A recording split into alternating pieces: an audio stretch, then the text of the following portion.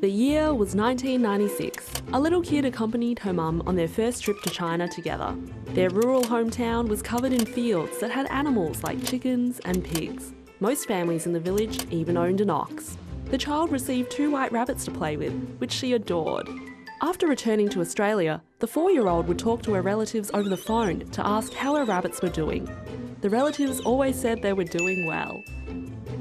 But they lied. The rabbits were long gone as they'd been cooked for food. And yep, you guessed it, that little kid was me.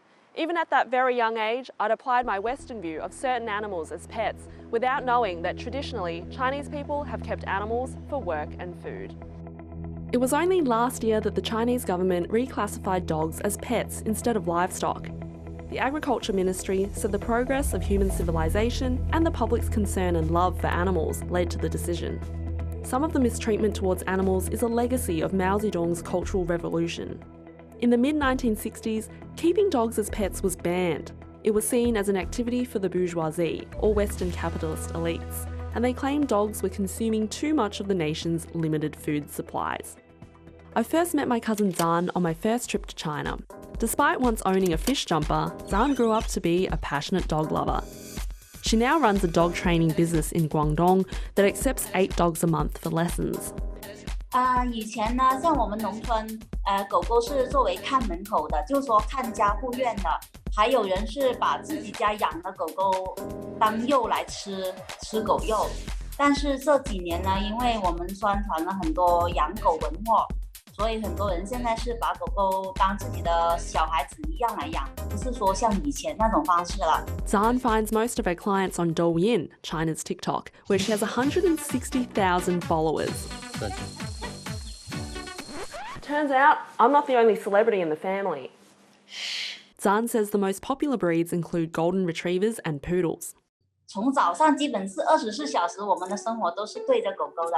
但是狗狗呢，是可以给我们带来很多快乐的。Pet ownership is certainly booming in China.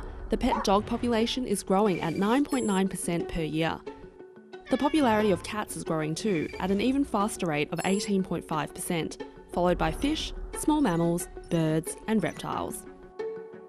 Pei Su, CEO of the not-for-profit organisation Act Asia, says some people are treating animals as the latest accessory. Although the animal lovers are growing and the cruelty cases are more prominent to be recognised, the fundamental problem is seeing animals as a resource and object. That is one of our biggest obstacles. China changed the laws around animal welfare after the pandemic.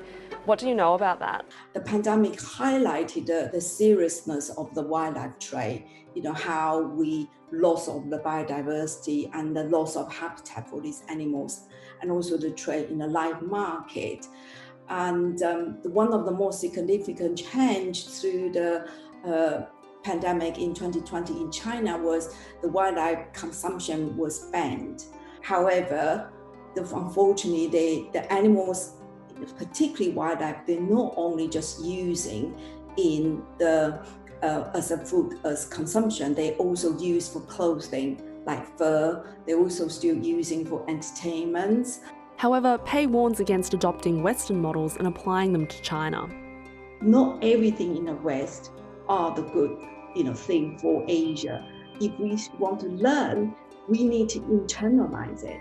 We need to have a step to make it as suitable for its local context. Turns out it's a misconception to assume that China is simply catching up with the West when it comes to pet ownership and animal welfare. In Buddhism, it teaches us respect for all beings, humans and animals alike.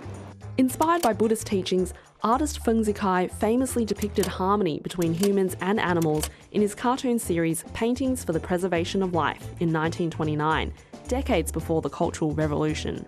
It's clear attitudes towards animals in China is changing massively. And if you want to get emotionally attached to a small, fluffy animal, now is a much better time than 1996. Oh,